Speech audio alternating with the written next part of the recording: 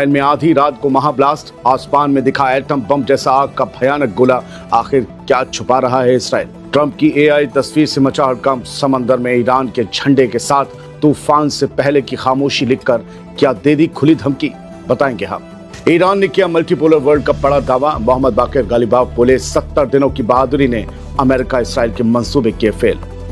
Vladimir Putin और UAE के सदर की सीक्रेट टॉक, ईरान और मिडिल ईस्ट की जंग को रोकने के लिए दोनों मुल्कों के बीच क्या हो गई बड़ी डील, और हमास ने दिया फतह मूवमेंट को बड़ा पैगाम। जंग शुरुआत करते हैं शो की। इसराइल के कब्जे वाले शहर बेत शिमेश के करीब 16 और 17 मई की रात एक ऐसा जबरदस्त धमाका हुआ जिसने पूरे इलाके के लोगों को दहला कर रख दिया। सोशल मीडिया पर आई तस्वीरों और वीडियो में आसमान की तरफ उठता धुएं का गुबार और आग का गोला देखकर लोग ये समझने लगे कि ये कोई न्यूक्लियर टेस्ट या एटम बम का धमाका है।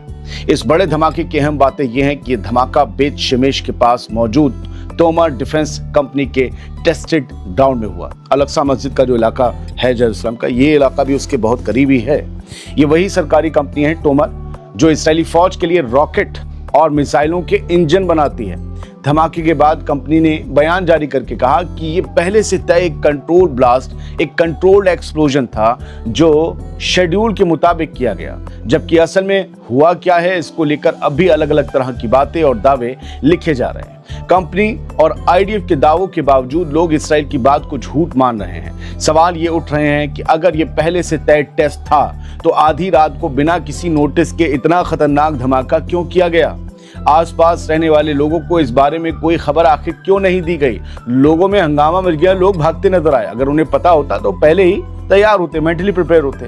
हिब्रू न्यूज चैनल कान न्यूज ने कंफर्म किया कि ये ब्लास्ट एक फैक्ट्री के अंदर हुआ, लेकिन सबसे बड़ी बात यह है कि धमाके के बाद जब एम्बुलेंस और फायर ब्रिगेड की गाड़ियां मौके की तरफ बढ़ने लगी तो इसराइली फौज ने उन्हें अंदर जाने से रोक दिया। आखिर क्यों? सोशल मीडिया पर वीडियोस में धमाके की शॉक वेव साफ देखी जा सकती हैं, जो कई मील दूर तक महसूस की गई। फौज की आईडीएफ की तरफ से रास्ता रोकने और सच छुपाने की वजह से सवाल उठ रहे हैं कि क्या ये कोई बहुत बड़ा हादसा है या फिर इस बेहद सेंसिटिव मिलिट्री साइट पर कोई हमला हुआ है जिसे छुपाया जा रहा है। हालांकि हमला किसी ने कबूल तो किया नहीं है। फिलहाल इस जबरदस्त धमाके ने पूरे इसराइल में डर का माहौल बना दिया है। इसराइली हुकूमत इसे मामूली टेस्ट बताकर टालने की या मामूली कंट्रोल्ड एक्सप्लोजन बताकर टालने की कोशिश करी, लेकिन मौके से हालात बता रहे हैं कि दाल में कुछ काला जरूर है। अमेरिका के सदर डोनाल्ड ट्रंप ने अपने सोशल मीडिया अकाउंट पर एक एआई जनरेटेड तस्वीर शेयर की है जिसने मिडिल ईस्ट में मचे घमासान के बीच एक नई बहस छेड़ दी है। न्यूयॉर्क टाइम्स की रिपोर्ट के मुताबिक डोनाल्ड ट्रंप ईरान पर दोबारा एयर स्ट्राइक शुरू करने को लेकर अपने टॉप एडवाइजर्स के साथ बड़ा प्लान बना रहे हैं। और इसी दौरान 16 और 17 मई की रात इस तस्वीर को पोस्ट करते हुए डोनाल्ड ट्रंप ने ऊपर लिखा, ये तूफान से पहले की खामोशी थी।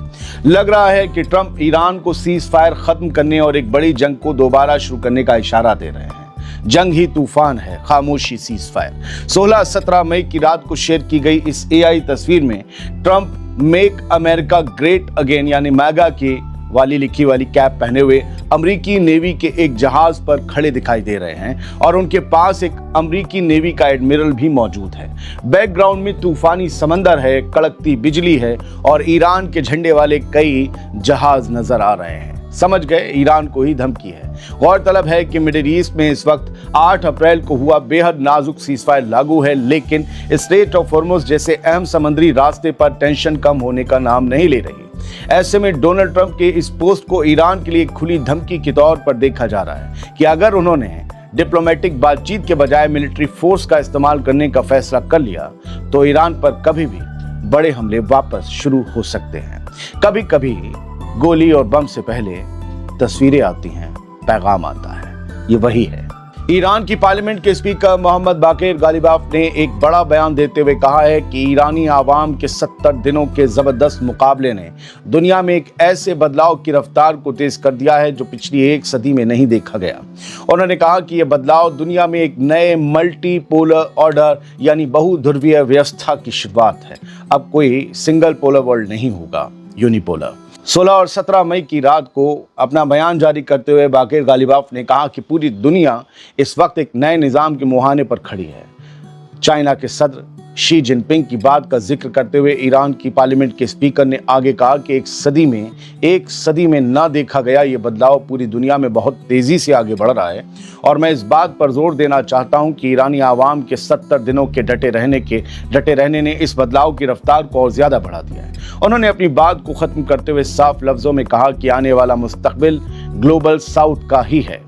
दोस्तों, गालिबाफ का ये बयान इस नए उभरते मल्टीपोलर वर्ल्ड में ईरान के अहम रोल को साफ दिखाता है। पिछले 70 दिनों से ईरानी आवाम ने पूरी यकजहती, पूरी एकता और मजबूती के साथ खड़े होकर अमेरिका और इसराइल जैसे दुश्मनों और उनके इलाकाई प्रॉक्सीज के तमाम मंसूबों को पूरी तरह से नाकाम कर दिया है। रूस के सरकारी दफ्तर क्रेमलिन के मुताबिक रशियन प्रेसिडेंट व्लादिमीर पुतिन ने यूनाइटेड अरब एमिरेट्स के सदर मोहम्मद बिन जायद अल नहयान के साथ ईरान के टकराव को लेकर बातचीत की है। क्रेमलिन की तरफ से जारी बयान में कहा गया है कि दोनों लीडर्स ने इस बात पर जोर दिया है कि इस टकराव को रोकने के लिए सियासी और डिप्लोमेटिक बातचीत के सिलसिले को जारी रखना बेहद जरूरी है ताकि आपस में तालमेल बनाकर, कोऑर्डिनेशन बैठाकर अमन का कोई रास्ता निकाला जा सके। इसके साथ ही प्रेसिडेंट पुतिन ने यूक्रेन वॉर से जुड़े इंसानी हमदर्दी के मामलों में, ह्यूमैनिटेरियन इश्यूज के मामलों में यूएई की तरफ से मिलने वाली मदद के लिए मोहम्मद बिन जायद अल नहयान का शुक्रिया भी अदा किया। ईरान और मिडिल ईस्ट के इश्यूज में पाकिस्तान बहुत ज्यादा दिलचस्पी ले रहा है। पाकिस्तान के इंटीरियर मिनिस्टर ने अचानक बिना किसी ऐलान के कल शाम तेहरान का दौरा किया। कल रात इस अहम मीटिंग में बॉर्डर ट्रेड यानी सीमा व्यापार, नए क्रॉसिंग पॉइंट्स और ट्रांजिट रूट्स जैसे बड़े मुद्दों पर खुलकर बात हुई। बातचीत खत्म होने के बाद दोनों मुल्कों ने इस मुलाकात को बेहद पॉजिटिव बताया। ये सब ऊपरी बातें, अंदर कुछ पैगाम आया होगा। पाकिस्तान इस वक्त एक बहुत ही नाजुक मोड़ पर बैलेंस बनाने की कोशिश कर रहा है।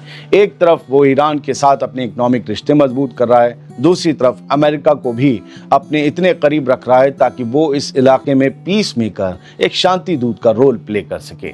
इस तरह का बैलेंस बनाए रखना बेहद मुश्किल काम है, लेकिन इससे ये साफ पता चलता है कि पाकिस्तान इस पूरे इलाके में कितनी खामोशी से अपना रसूख और दबदबा बढ़ा रहा है। जाहिर है, पहली बार किसी जंग में, जो जंग पाकिस्तान लड़ भी ना रहा हो, उसमें पाकिस्तान का नाम बार बार आ रहा हो, टॉप पर आ रहा हो, ये बहुत अहम हो जाता है इसे देखना और समझना। हालांकि पाकिस्तान ने ये कोशिशें खुद शुरू की हैं या पाकिस्तान से ये कोशिशें शुरू करवाई गई हैं, इसको लेकर एक अलग से बहस की जा सकती है। बढ़ते हैं आगे, गजा चलते हैं। हमास के बड़े लीडर ओसामा हमदान ने एक अहम बयान जारी करते हुए कहा है कि उन्होंने अपने मुखालिफ फतह मूवमेंट को एक पैगाम भेजा है। इस पैगाम का मकसद फ़लस्तीनी आवाम की आज़ादी को हासिल करने के लिए एक साझी रजामंदी और डिफेंसिव नेशनल प्रोजेक्ट के तहत मिलकर काम करना है।